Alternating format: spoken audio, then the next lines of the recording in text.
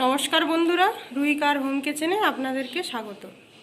আশা করছি আপনারা সকলে ভালো আছেন। আজকে আমি তৈরি করব চিংড়ি মাছের মালাইকারি। মালাইকারি তৈরি করার জন্য এখানে আমি 500 গ্রাম চিংড়ি মাছ ভালোভাবে পরিষ্কার করে ধুয়ে নিয়েছি। এরপর এর মধ্যে আমি লবণ, হলুদ গুঁড়ো দিয়ে ভালোভাবে কষিয়ে নেব।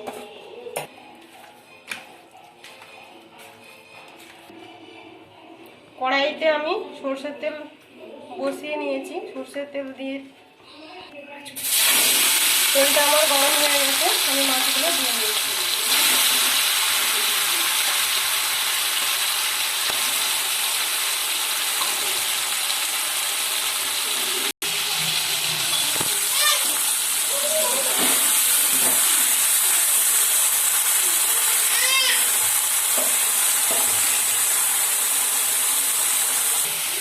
হালকা করে আমি মাছগুলো একটু ভেজে নিয়ে তুলে নেব।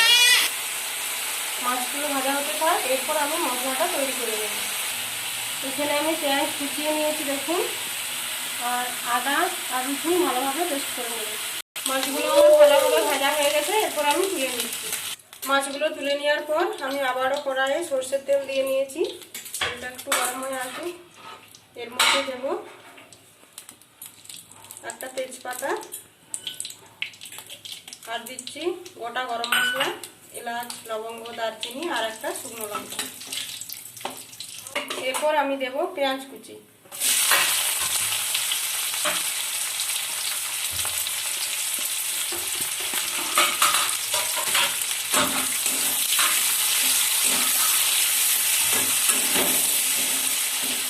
পেঁয়াজটা ভালোভাবে লাল করে ভেজে নেব। দিলাম সামান্য পরিমাণ লবণ,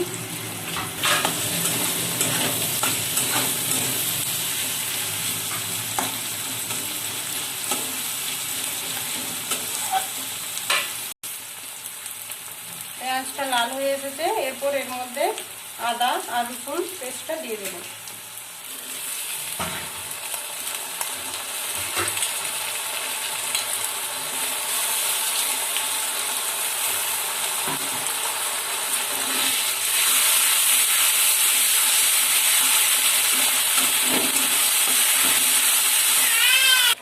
এরপর আমি একটা বাটিতে হলুদ গুঁড়ো 2 চামচ, জিরে গুঁড়ো 2 চামচ, 1 চামচ, এরপর এর মধ্যে একটু জল দিয়ে ভালোভাবে মিশিয়ে নিচ্ছি। এখানে আদা রসুন পেঁয়াজ ভালোভাবে ভাজা হয়ে গেছে।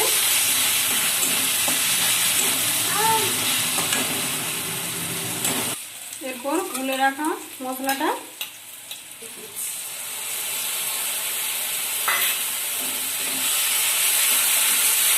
ভালোভাবে সব মশলাগুলো আমি কষিয়ে নিচ্ছি।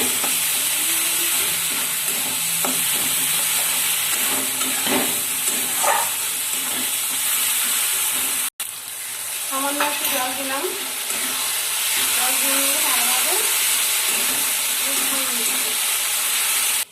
এরপর আমি নারকেলটা কুচো কুচো করে নিয়েছি, ভালোভাবে পেস্ট করে নেব। দেখুন নারকেলটা ভালোভাবে আমার পেস্ট করা হয়ে গেছে। এরপর আমি ছেঁকে নেব। মশলাটা আমার ভালোভাবে কষানো হয়ে গেছে। এরপর এর মধ্যে নারকেলের দুধটা দিয়ে নিচ্ছি।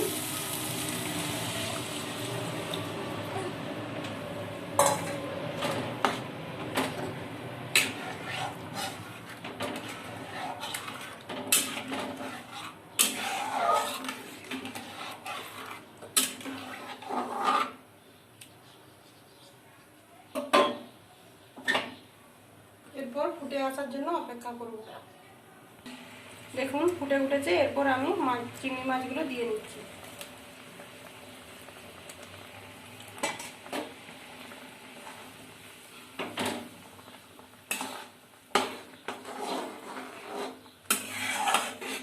এরপর আমি 2 মিনিটের জন্য এটা ঢাকনা দিয়ে রেখে দেব।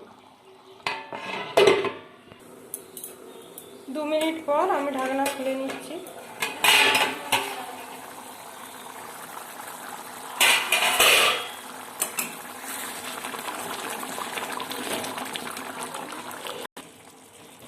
দেখুন কেমন তেল ছেড়ে এসেছে। এরপর আমি এর মধ্যে সানরাইসের শাহি গরম মশলা দিয়ে নিচ্ছি।